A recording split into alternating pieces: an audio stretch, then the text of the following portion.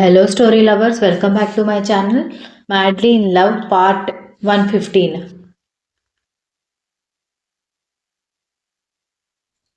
దక్ష కంగారు ఆందోళన కలగలిపి ఆయాసపడుతుంటే Daksha are you okay what happened అని అడిగాడు మేనేజర్. సార్ ప్లీజ్ ఇది నేను టేకప్ చేయలేను, నా వల్ల కాదు అని కంగారుగా చెబుతుంటే దక్ష ట్రై టు అండర్స్టాండ్ మీ. ఇందులో నేను మార్చగలిగేది ఏమీ లేదు. ఇది మన బాస్ ఆర్డర్. ఏ ఈవెంట్ ఎవరికి అప్పచెప్పమని చెప్తే వాళ్ళకి నేను చెప్తాను. కావాలంటే నువ్వు వెళ్ళి ఆయనతో మాట్లాడు. నేనైతే ఏం చేయలేను అన్నాడు మేనేజర్.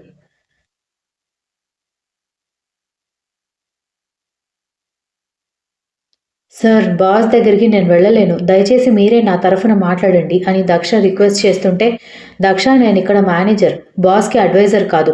పైగా ఆయన ఎవరి మాట వినడు. ఎవరికి ప్రాబ్లం ఉంటే వాళ్లే వెళ్ళి మాట్లాడుకోవాలని నీకు తెలుసు కదా అన్నాడు మేనేజర్. దక్ష కంగారుగా ఆలోచిస్తూ ఉంటే అయినా నువ్వు ఈవెంట్స్ బాగా చేస్తావని కదా నీకు ఇంత పెద్ద ప్రాజెక్ట్ అప్పగిస్తుంది. ఏ ఈవెంట్ అయినా కాదు కూడదు అని కాకుండా ఇంట్రెస్ట్ పెట్టి చేస్తావు నువ్వు. ఇప్పుడెందుకు ఇంతలా టెన్షన్ పడుతున్నావు? అది ఎవరికి సంబంధించిన ఈవెంటో నీకు తెలుసా? ఓహో, నాకిప్పుడు అర్థమైంది. వాలీబాల్ ప్లేయర్ కర్ణ గారి గురించి టీవీలో చూడడమే కానీ దగ్గర నుంచి ఎప్పుడూ చూడలేదు కాబట్టి కంగారు పడుతున్నావా? పిచ్చి దక్ష, ఇలాంటి ఛాన్స్ వచ్చినప్పుడు పోగొట్టుకోకూడదు.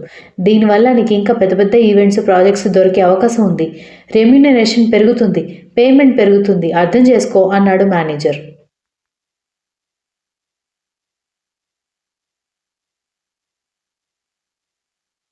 నా బీపీ, షుగరు, హార్ట్ బీట్ కూడా పెరుగుతుంది అనుకుంటూ సరే సార్ అంటూ వెళ్ళి తన టేబుల్ దగ్గర కూర్చుంది. దక్ష లాస్ట్ టైం నువ్వు చేసిన ఈవెంట్స్కి సంబంధించిన డాక్యుమెంట్స్ ఇవ్వమని ఇన్ఛార్జ్ అడిగాడు, ఒకసారి ఇస్తావా అని ఒక అమ్మాయి తన టేబుల్ దగ్గరకు వచ్చి అడగడంతో తన డెస్క్లో ఉన్న డాక్యుమెంట్స్ తీసిచ్చి ఆలోచిస్తూ ఉంటే ఏమైంది దక్ష, ఎందుకలా ఉన్నావు అని అడిగింది.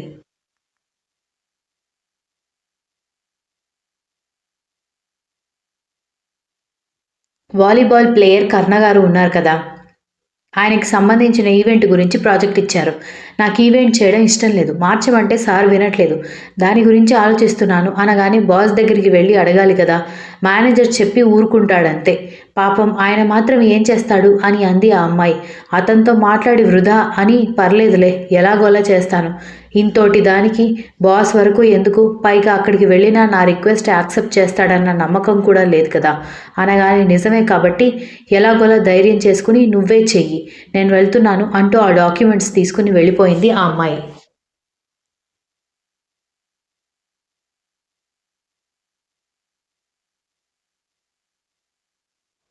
భగవంతుడా, సంవత్సరం తప్పించుకున్నాను, ఇక ఎదురుపడే అవకాశం రాదు, ఎదురుపడాల్సిన అవసరం లేదు అనుకున్నాను. కానీ ఏంటి స్వామి నీ లీలలు, ఎందుకు దూరం వెళ్తున్న కొద్దీ దగ్గర చేయడానికి ప్రయత్నిస్తున్నావని అనుకుంది.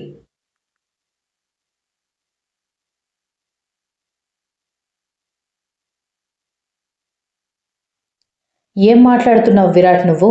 నేను నా చెల్లెల కోసం ఇక్కడ పిచ్చిదాన్ని అయిపోతున్నాను.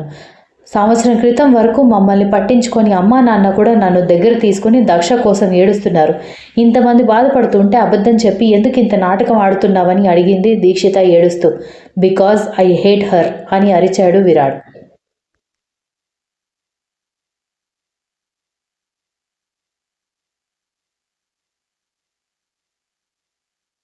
దీక్షిత ఆశ్చర్యపోయి నువ్వెందుకు దాన్ని ద్వేషిస్తున్నావు అని అడిగింది. అన్నీ తెలిసి ఇలా ఎలా మాట్లాడుతున్నావు దీక్షిత? దక్ష సంవత్సరం వరకు కర్ణతో ఉంది, సరే. మీ అమ్మా నాన్న మిమ్మల్ని పట్టించుకోలేదు కాబట్టి మీ అమ్మా నాన్న గురించి ఆలోచించలేదు, సరే.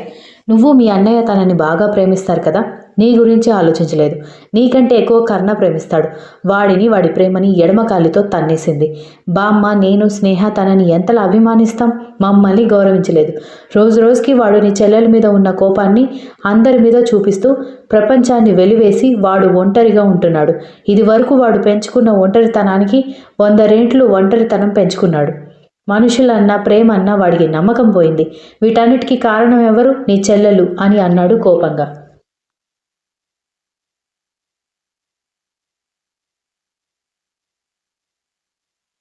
దక్ష ఏం చేసినా అవతల వాళ్ళు బాధపడకూడదని మాత్రమే చేస్తుంది విరాట్. ఇప్పుడు మరి మనందరం పడుతున్నదేంటి? బాధ కాదా? కడుపులో ఉన్న బిడ్డ గురించి, కట్టుకున్న మొగుడు గురించి ఆలోచించకుండా నువ్వు చేస్తున్నదేంటి?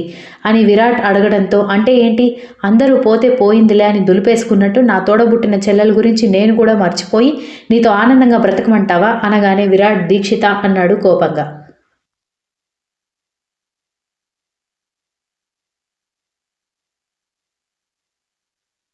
మాట పెదవి దాటి వచ్చేటప్పుడు జాగ్రత్తగా రావాలి. ఇప్పుడు కూడా మన మధ్య గొడవకి కారణం నీ చెల్లెలే అన్నాడు విరాట్. నువ్వు ఆర్గ్యూ చేసి ఇక్కడ లేని దాని పేరు ఎందుకు చెప్తావు? నేను ఒప్పుకుంటా. కరుణ గారు, నేను, నా తల్లిదండ్రులు అందరూ బాధపడుతున్నారు. కానీ ఇంతమందిని బాధపెట్టి వెళ్ళిపోవడానికి అదెంత బాధపడిందో మనకి తెలియనప్పుడు అంత ఈజీగా జడ్జిమెంట్ ఇవ్వడం కరెక్ట్ కాదు. నీకు వెతకడం ఇష్టం లేకపోతే వెతకను అని నాకప్పుడే చెప్పాల్సింది విరాట్.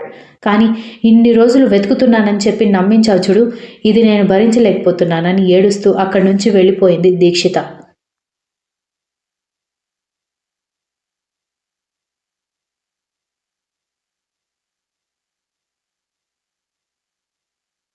విరాట్ కోపంగా గార్డెన్లోకి వెళ్ళిపోయాడు.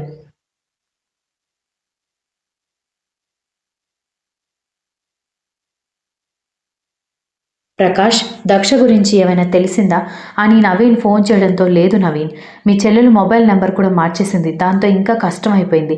అసలు తనెక్కడుందో కూడా తెలియట్లేదు. మీకు దూరపు బంధువులు లేకపోతే తనకి బాగా బెస్ట్ ఫ్రెండ్స్ అయి ఉండి ఇప్పుడు ఈ సిటీలో కాకుండా వేరే దగ్గర ఉంటున్న వాళ్ళు ఎవరైనా ఉంటే వాళ్ళ ద్వారా ట్రై చేయాలి. ఒకసారి కనుక్కో అన్నాడు ప్రకాష్. నాకు తెలిసినంత వరకు వేరే ఊర్లలో సెటిల్ అయిపోయిన ఫ్రెండ్స్ ఎవరూ లేరు. మేము ఊరు నుంచి వచ్చాక అక్కడున్న ఫ్రెండ్స్‌తో ఎలాంటి కాంటాక్ట్స్ లేవు. ఎందుకంటే అప్పుడు అందరూ చిన్నపిల్లలే కదా! మొబైల్స్ వాడే అలవాటు లేదు. దాంతో వాళ్ళతో అప్పుడే కాంటాక్ట్ కట్ అయిపోయింది. ఇక బంధువులు ఎవరైనా ఉన్నారేమో మా అమ్మని కనుక్కోవాలి అన్నాడు నవీన్.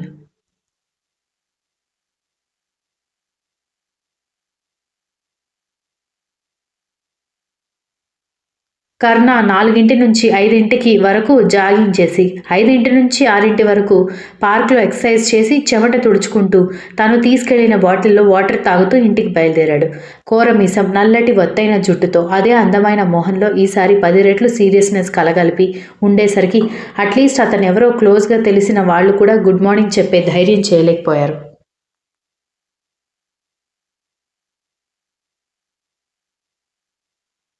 అతన్ని చూసి గేట్ దగ్గర వాచ్‌మెన్ గేట్ ఓపెన్ చేయడంతో లోపలికి వెళ్లి జిమ్‌లో వర్కౌట్ స్టార్ట్ చేశాడు. ఆ తర్వాత బ్రేక్‌ఫాస్ట్ చేసి, ముందు ఫ్రెష్ అయ్యి వచ్చి బ్లాక్ కాఫీ తాగి బ్రేక్‌ఫాస్ట్ కంప్లీట్ చేసి అకాడమీకి వెళ్లి అక్కడ ఒక 2 గంటలు ఇన్‌స్ట్రక్షన్స్ ఇచ్చి అక్కడి నుంచి సాఫ్ట్‌వేర్ సొల్యూషన్స్‌కి వెళ్ళాడు.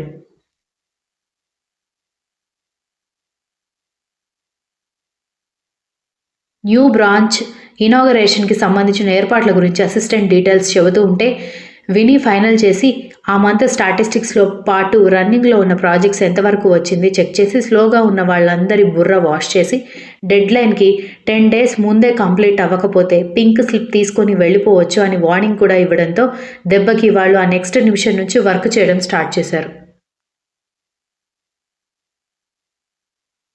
కర్ణ ఆ ఛాంబర్ దాటి అందరూ బయటికి వెళ్ళిపోవడంతో తన ఛాంబర్ లోపల పర్సనల్ రూమ్ ఓపెన్ చేసి లోపలికి వెళ్లి అందులో నిండి ఉన్న ఫొటోస్ వైపు ఒకసారి చూశాడు.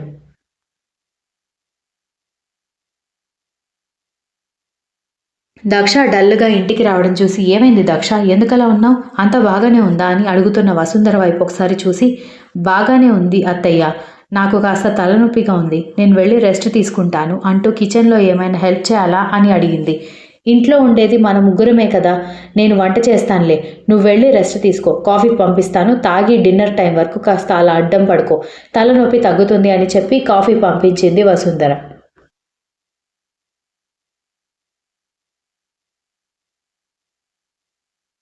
ఎలా? ఎలా కర్ణగారి కంట్లో పడకుండా తప్పించుకోవాలి? ఎలా అని అనుకుంటూ ఫ్రెష్ అయి వచ్చి ఎదురుగా ఉన్న అద్దంలో 2 అక్షరాలలో కనిపిస్తున్న ఆ పేరుని చేతులతో తడుముతూ స్నానం పూర్తి చేసి బయటకొచ్చింది. దక్ష, నీకు ఇష్టమని స్వీట్ కార్న్ తీసుకొచ్చాను. తిను అంటూ స్వీట్ కార్న్ కప్‌లో వేసి తీసుకొచ్చిన పునీత్ ఇవ్వడంతో అది తింటూ నువ్వెళ్ళు, నాకు కాస్త హెడేక్‌గా ఉంది. నేను పడుకుంటాను అనేసరికి పునీత్ కాస్త డల్‌గానే బయటకు వెళ్ళాడు.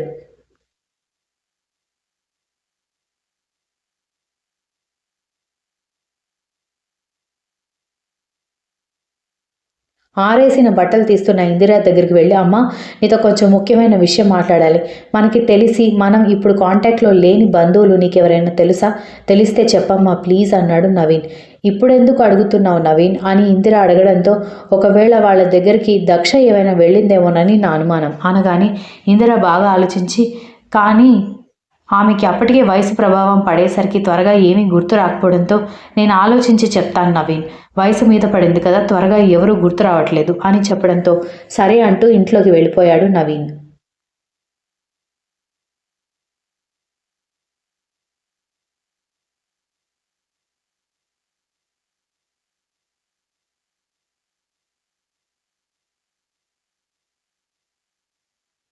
డల్లుగా కూర్చున్న మురళి మైండ్ డైవర్ట్ చేయడం కోసం ఐస్ క్రీమ్ తీసుకొచ్చి, ఇంకా ఎన్ని రోజులు వెళ్ళిపోయిన మీ అక్క గురించి ఆలోచిస్తావు మురళి? మన ప్రేమ స్టార్ట్ అయ్యి ఈ రోజుకి సంవత్సరం. 1 year యానివర్సరీ సెలబ్రేట్ చేద్దామని ఎంతో ఆశగా కేక్ తెప్పించాను. గంట నుంచి డల్లుగానే ఉన్నావు. కేక్ కూడా కరిగిపోతుందని ఆ పిల్లలకి ఇచ్చేశాను. ఎంత మీ అక్క అంటే ఇష్టం ఉంటే మాత్రం ప్రేమించిన అమ్మాయి సరదాల గురించి కూడా ఆలోచించాలి కదా అని అంది ఆ అమ్మాయి.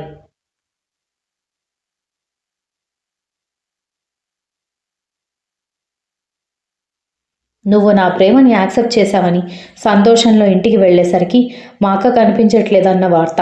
మా అక్క వెళ్ళిపోయి కూడా ఈ రోజుకి సంవత్సరం. అందుకే నేను మన 1 year యానివర్సరీని హ్యాపీగా స్పెండ్ చేయలేకపోయాను. ఐఎమ్ సారీ అని చెప్పి మురళి బయలుదేరిపోయాడు. ఆవిడ గారు ఎక్కడ చచ్చిందో కానీ ఆవిడ గారి వల్ల నేను మనశ్శాంతిగా ఉండలేకపోతున్నానని తిట్టుకుంటూ వెళ్ళిపోయింది ఆ అమ్మాయి.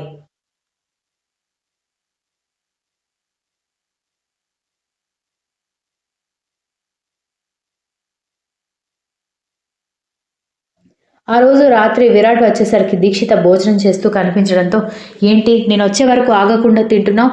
రోజు తినిపించేది నేనే కదా అని విరాట్ అడుగుతూ ఆమె పక్కన చైర్ వేసుకుంటూ ఉంటేనే అన్నంలో చేయి కడిగేసి వెళ్ళిపోయిన దాని మోసం కంటే కూడా పక్క నుండి నువ్వు చేసిన మోసం నాకు ప్రతిక్షణం గుర్తొచ్చి గుచ్చుకుంటుంది విరాట్. అందుకే నువ్వు రాకముందే భోజనం చేస్తున్నానని చెప్పేసింది. కానీ మీ చెల్లెలు సంవత్సరం నుంచి అందరినీ బాధ పెడుతుంది. కానీ నేను సంవత్సరం నుంచి వెతికిస్తున్నానని నీకు కొంచెం ఊరట కలిగించాను కదా. బాధ పెట్టే నిజం కంటే ఆనంద పెట్టే అబద్ధం చెప్పడంలో తప్పే ఉంది అని విరాట్ అంటూ ఉంటే నిన్ను నువ్వు సమర్థించుకోవడానికి ప్రయత్నించకు విరాట్.